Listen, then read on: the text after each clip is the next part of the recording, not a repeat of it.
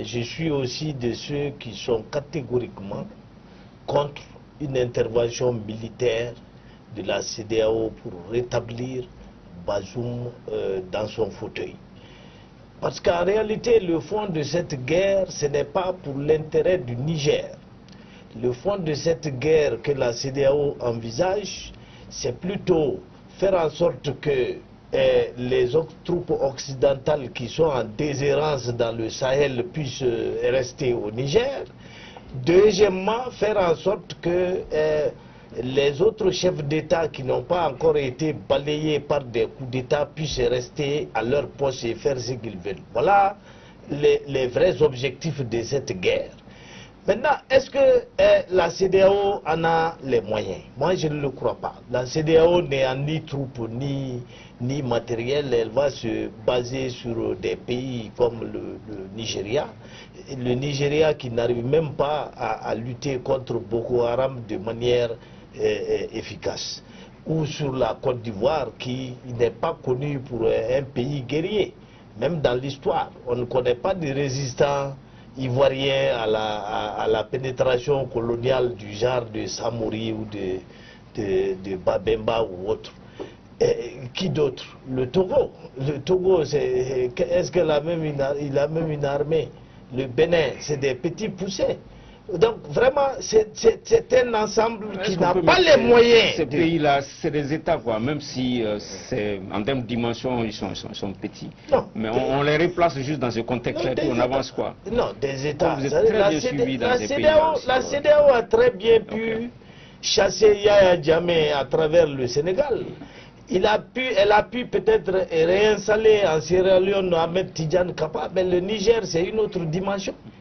C'est une autre dimension. Mais, à tout prendre, si cette guerre hypothétique devait se produire, peut-être que ça aurait une conséquence inattendue qui serait plutôt favorable au Sahel. Pourquoi je dis ça? Ça va peut-être permettre de mettre fin à la CEDEAO parce que tous les grands pays vont quitter. Ensuite, ça va générer un rapprochement, voire une fédération entre le Niger, le Burkina, le Mali, et donc au centre de l'Afrique de l'Ouest. Et est-ce que cette fédération ne serait pas le meilleur rempart contre les coups d'État? Parce que quand il y a trois pays unis, il est difficile de réussir un coup d'État. Si vous faites le coup d'État au Mali, peut-être que l'armée qui est au Niger ne va pas être d'accord. L'armée qui est au Burkina ne va pas être d'accord. Est-ce que la meilleure garantie contre les coups d'État n'est pas justement de renforcer les liens politiques entre les pays qui composent une zone déterminée? Moi, je me pose cette question-là. D'accord. Voilà. Modibo Makalou, vous n'étiez de la part de la CEDEAO. Quel intérêt aujourd'hui à vouloir réinstaller le président Bazoum, malgré la manifestation de la semaine dernière au stade Sénim Kounché, on parle de 40-45 000 personnes, malgré les manifestations quotidiennes à Niamey, dans certaines villes, malgré le fait qu'il y ait un nouveau gouvernement, un nouveau Premier ministre, que le CNSP est la nouvelle instance dirigeante du pays. Quel intérêt pour réinstaller le président Bazoum dans ce contexte-là? Moi, j'ai quelques idées qui, si elles étaient suivies par la CEDEAO, lui permettraient de rebondir. Parce qu'elle va vers une mort certaine. Elle a déjà un pied dans le tombeau, la CEDEAO, cette pauvre. Alors, la première idée, c'est quoi? C'est que la CEDEAO est d'abord une organisation d'intégration économique. C'est elle-même qui s'est mise dans les difficultés en adoptant un protocole additionnel sur la bonne gouvernance qui l'oblige à veiller sur la gouvernance des États politiquement. Alors, elle peut très bien décider, au regard de tout ce qui se passe là et de son incompétence, elle peut très bien décider d'abroger le protocole additionnel et laisser chaque pays se débrouiller avec son système politique. Elle va se contenter de l'intégration économique. Ça, c'est une solution. Mais il y a une deuxième solution. Cette deuxième solution, c'est l'inverse. Elle maintient son protocole. Elle demande à tous les pays qui ont commis des coups d'État et autres là, de réintégrer la CEDEAO. Tout le monde se concerte pour constituer désormais une force permanente, au lieu d'une force en attente chimérique là, qu'on ne voit pas, qu'on attend toujours. Alors, tout le monde contribue à cette force qui peut être complétée par des soldats venus même d'une autre sous-région africaine. Alors, cette force aura 3 missions. Première mission est obliger tout président en exercice à respecter le jeu politique et le jeu et la transparence des élections. Tout président qui sera pris en train de tripatouiller la constitution, de tripatouiller les élections, d'acheter les consciences, d'instrumentaliser la justice, etc., sera mis à l'index par la CEDEAO et obligé de se corriger. Quand la CEDEAO aura réussi une de ces missions-là, mais elle sera légitime pour restaurer tout président qui subirait un coup d'État. Et enfin, cette force aurait pour 3e mission de lutter contre le terrorisme au Sahel. Donc c'est à ces conditions cumulatives-là que la CEDEAO peut retrouver sa légitimité. Parce que tu ne peux pas laisser un président faire ce qu'il veut et quand il tombe maintenant venir comme un magicien là pour le restaurer au prix de la vie des citoyens qu'il a eu à piétiner. Ça ne marche pas. D'accord. Docteur Sissoko, une dimension souvent qui n'apparaît pas trop dans les débats, c'est que les manifestations à Niamey et à l'intérieur, on a l'impression que souvent les manifestants, c'est beaucoup plus des manifestations de rejet par rapport à la présence étrangère que de soutien au CNSP. Ce discours-là également, on l'entend souvent. Les gens ont tendance à être contre la présence des troupes françaises, des troupes qui se rapprochent de l'OTAN, plutôt que des manifestations de soutien aux nouvelles autorités. Oui, même les deux à la fois, parce que les manifestations... moi, je me demande si elles sont spontanées, je me pose la question. Et en même temps, c'est facile aujourd'hui de rassembler du monde autour des slogans anti-français dans la sous-région. Tout le monde le sait, les rapports entre les États de la sous-région et la France, notamment d'Israël, se sont fortement dégradés.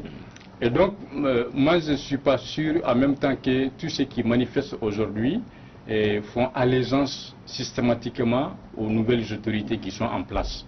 C'est vraiment ça, parce que à tort ou à raison, je dis bien à tort ou à raison, les gens pensent que la lutte contre le terrorisme, qui était vraiment la raison d'être des troupes occidentales, notamment françaises au Sahel, n'a jamais pu servir quelque chose dans la sous-région. Et la crise s'envenime du jour au lendemain. Donc on a remis en cause carrément la présence de ces troupes françaises.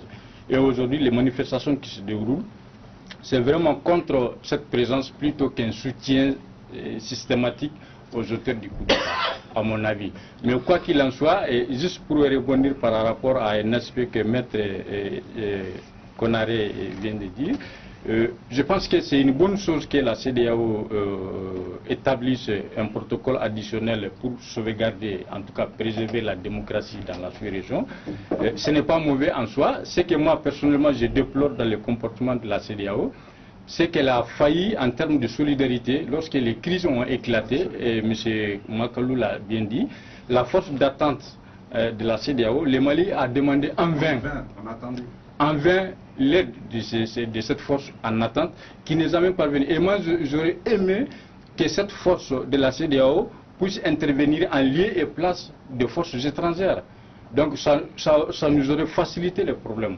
Et là, aujourd'hui, les gens pensent que la CEDEAO n'a plus la légitimité d'intervenir pour imposer qui que ce soit, ou en tout cas pour imposer son dictat, parce qu'elle a failli déjà à son devoir de solidarité envers certains États membres qui font face à des luttes contre les terroristes. Ok, un dernier tour de table sur le Niger. Makalou, comment est-ce que vous voyez l'évolution de la situation sur place, l'avenir de cette situation au Niger? Je pense que vous êtes un bon connaisseur de la politique nigérienne. Vous savez que Niamey, quand même, qui est vraiment au sud du pays, est quand même le bastion de l'opposition. Mais en dehors de cela, je veux dire, les mêmes causes produisent les mêmes effets dans les mêmes conditions. Ce qui est arrivé au Mali va arriver au Niger par rapport à la présence militaire étrangère. Le professeur Sissoko vient de le dire. La présence, l'armada qui est présente au Niger, on ne peut pas comprendre que la situation sécuritaire se dégrade avec 1100 militaires américains, 1500 militaires français, les militaires européens pour la formation, des bases de drones, des bases de ceci, de cela. Malgré tout cela, le Niger n'arrive pas à être un pays sécurisé. Comment vous pouvez expliquer cela? Donc les populations l'ont compris, qu'une puissance, en tout cas une force militaire étrangère présente pendant une durée assez prolongée devient une force d'occupation. Et les Africains ne sont plus prêts à accepter cela. Nous avons nos difficultés et c'est à nous de les résoudre, et ceux qui veulent nous aider doivent venir nous appuyer dans le sens de ce que nous voulons obtenir d'eux. Comment on peut comprendre que 11 des 15 pays de la CEDEAO avaient des troupes au sein de la MINUSMA, qui est présente au Mali ici, mais qu'on n'arrive pas à déployer cette force en attente? Ça n'a pas de sens. 15 000 militaires et policiers étaient présents au Mali, mais ça n'a pas empêché que la situation sécuritaire se dégrade. Donc il va falloir vraiment que nous trouvions des solutions à ces problèmes, parce que, comme le disait un grand écrivain français, une politique se juge par ses résultats. Et si la situation sécuritaire continue à se dégrader avec la présence, et vous savez que quand la sécurité se dégrade, les défaites militaires s'accompagnent toujours de renversement de régime. D'accord. Quel que soit le pays. Ok. Professeur Gafou, à quoi pourrait ressembler la situation